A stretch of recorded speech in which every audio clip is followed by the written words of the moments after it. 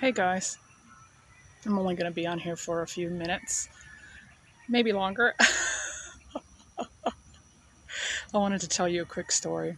It has to do with a story that's going on in the news right now. A long time ago. A long time ago, okay? I had a friend who's no longer a friend of mine uh, call me up one day. She's like, hey girl, what are you doing? I was like, I'm getting ready to get my daughter off the bus. I'm like, what's going on? And then she got very quiet. And I said, what are you doing? And she said, I'm in the bathroom. I said, what are you doing in the bathroom? She said, you know, I had that date. And this friend of mine, who used to be a friend, um, had a lot of dates all the time. There was always something that she was up to. But anyway, she said, I got to ask you a question. I said, well, you have to hurry up. I'm about to get my daughter off the bus. What's going on? And part of that was true. I did have to get my daughter off the bus, but another part was the shenanigans. She said, girl, you read a lot of those old books. Tell me something. What's a lady of the night? I said, a lady of the night? What does that have to do with what? With your date? He said, girl, we was talking about, if we were going to do things for each other. If I didn't mind being a lady of the night. I told her, you need to tell him that you're the lady of goodbye, okay? Now, I don't know if she said goodbye. A part of me thinks that she didn't. She said she wasn't in love with this guy, which is fine. And she needed a few things, and he needed something, and that was that. A few days later, she calls me up again. And that conversation was never resurrected, really. I mean, I'm not going to ask her, hey, were you the lady of the night? And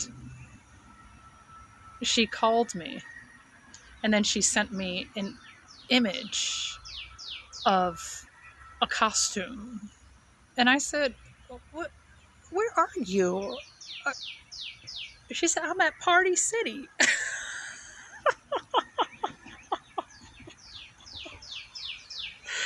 I said, oh, I guess things still have to be done, right? I bring that story up because of the Shannon Sharpe case. When I heard about the Shannon Sharpe case, and I'm sure you guys have already heard about it, a woman came out, wants to, and I really hesitate to call her a woman because, to us older women, she's like a girl.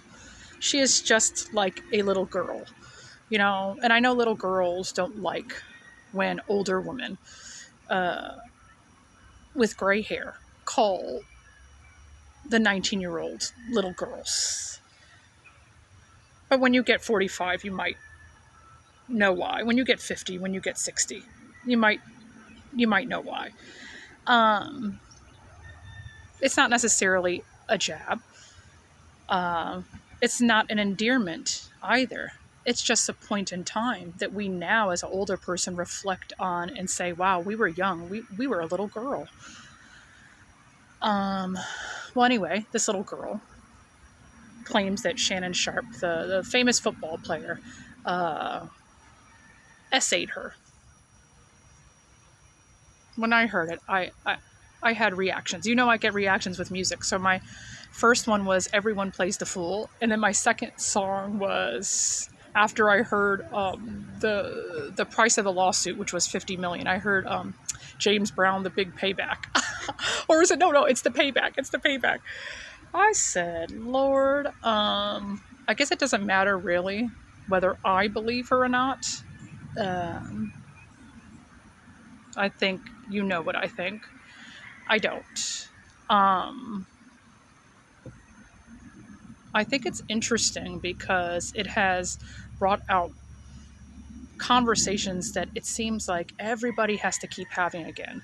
The nuanced conversations about he's black, she's white, he's old, she's young, he's wealthy, she's not. And I actually felt, I'm sorry, you guys, I have something in my eye. Something's blowing out here. I actually felt bad for him. Not that much. Not that much because, I think at 56 you have to have a certain amount of wisdom. But I also understand that a lot of people, just because you reach a certain age, does not make you automatically wise. And we have to get that brainwashing out of our head that with age comes wisdom. Because it's just not true. There's a lot of older people that sadly do not get their wisdom, even by the time of their death. I think that in his life, he probably, with the help of all of his friends and all of the football players and everybody, has built up an image of himself that she really used to her advantage, at least from what I hear from the audio tapes. A lot of them, which I didn't listen to, they're kind of gross. You know what I mean? But it reminded me of 2 books. So I'm going to give you the books, okay? Actually, a short story in a book. You guys remember these fables? And do you remember this? Do you know of this? C.S. Lewis wrote the Chronicles of Narnia. But I've only read a few of his books. I think there was one on love too. But this one is one of my favorites. I'm going to read you a short story. Really, just a short little fable. I don't think that we should just restrict this to the tropes that are so obvious. A crow was sitting on a branch of a tree with a piece of cheese in her beak when a fox observed her and set his wits to work to discover some way of getting the cheese. Sorry about the noise, guys. Coming and standing under the tree, he looked up and said, "What a noble bird I see above me. Her beauty is without equal, the hue of her plumage exquisite. If only her voice is as sweet as her looks are fair. She ought, without doubt, to be queen of the birds." The crow was hugely flattered by this, and just to show the fox that she could sing, she gave a loud caw. Down came the cheese, of course, and the fox, snatching it up, said, "You have a voice, madam, I see. What you want is wits." In this story, Shannon Sharpe is the crow, and the fox is the girl. That's what I believe, anyway.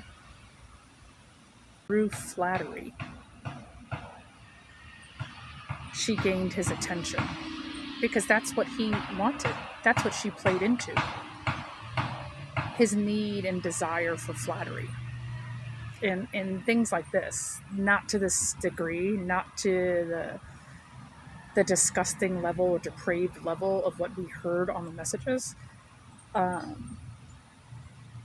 This type of thing is what happens when flattery and the desire for flattery is unchecked. Now, I would take it a step further. And she might have been good at many things, because as the news report says, she's an OnlyFans girl. So she might have been good at a few things, and she might have been good at flattery.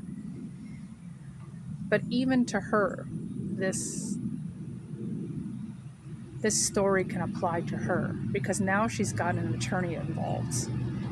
And I'll tell you this is the stuff that Cat Williams, shout out to Cat Williams. I love Cat Williams. I've watched Cat since Blockbuster days. And it was the one Shannon Sharpe interview I did watch. He dropped a lot of knowledge that day, and I believe he was trying to help anybody who would listen. My thing is this, and I'm sure that Kat was alluding to this when he was talking about setups in the industry, people trying to acquire your wealth, women being sent to men. That the same thing that happened to Shannon Sharpe through flattery, through his desire to be desired by this girl, is the same thing that's going to happen to this girl with that Busby character. Because that's what a system like that does. Even if Shannon Sharpe does not end up paying this girl out, she will have gotten a few little scraps here and there from whatever she's still doing on OnlyFans. And Busby will get his money either way, through Shannon or through her, which she's probably unaware of.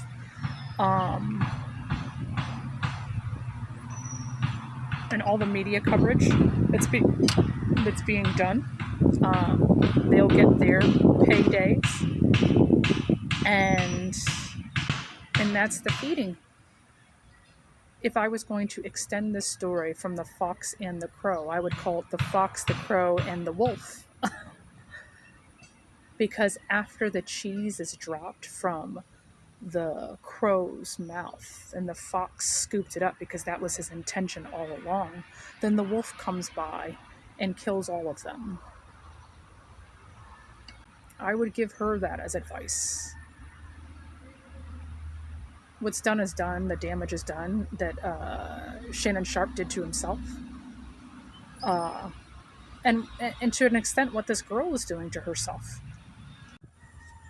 All the rest of us can do is try to learn to be better. None of us is perfect. And far be it from me to act like I am. I'm not about to sit here and tell you about my lovers and the time I drank and the time I smoked weed and what I stole and what I did and how I got down. I'm thankful to the Lord that those days are behind me. Nobody is above anybody, but there are a lot of things that are beneath us, you know? Anyway, this other book, The Screw Tape Letters, if you don't know what this book is about, it is about a high-ranking demon, I believe, that is giving his nephew advice on how to corrupt souls so they can be further away from the Lord. Yeah. And it is written in journal style, one-sided, where Screwtape, the high-ranking demon, you only get to hear what he's saying. You don't get to hear the letters that Wormwood, his nephew, writes back. But anyway, I find it interesting because in the book there are many tactics that C.S. Lewis writes about through Screwtape that are rampant today. And one of them is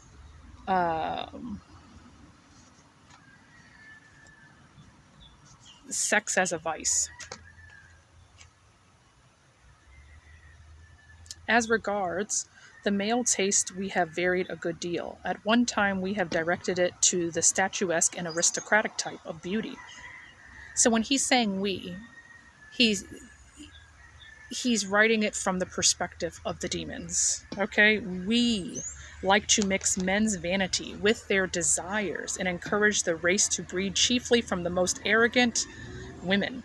At another time, we have selected an exaggerated feminine type, faint and languishing, so that folly and cowardice and all the general falseness and littleness of the mind which go with them shall be at a premium. And he goes on and he goes on. And he says, it is all fake, of course. The figures in the popular art are falsely drawn. Blah, blah, blah, blah, blah, blah, blah. As a result, we are more and more directing the desires of men to something which does not exist, making the role of the I in sexuality more and more important, and at the same time making its demands more and more impossible. What follows you can easily forecast. There are other and more indirect methods of using a man's sexuality to his undoing. And by the way, they are not only efficient, but delightful. The unhappiness produced is very lasting and exquisite. So, even though this is just an epistolary novel, when I read this the first time, I found it quite eerie that the things that he said such a long time ago are still the things that exist today. And I don't know. I don't know if Shannon Sharpe would have read this book or listened to Cat Williams or listened to Monique if that would have helped him. I'd like to think so. Because he's going to lose and she's going to lose. And it's sad because a lot of the people that win usually weren't even the people that were in the bed with you, were they? That's just something to think about.